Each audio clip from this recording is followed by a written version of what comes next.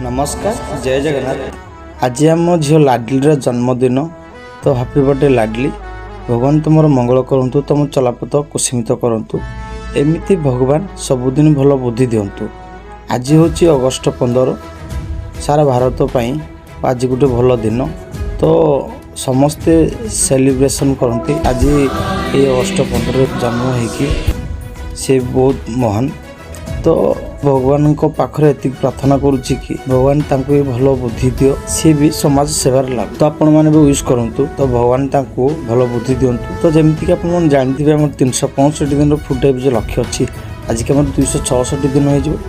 तो तांको बर्थडे उपलक्षे आज फुड डाइव दि जाऊँगी। भगवान का आशीर्वाद रो आगु को एमती सबुदिन चलू। आपण मैंने भिडियो टी बहुत मात्रा शेयर कर। तो जय श्री कृष्ण, जय श्री राम।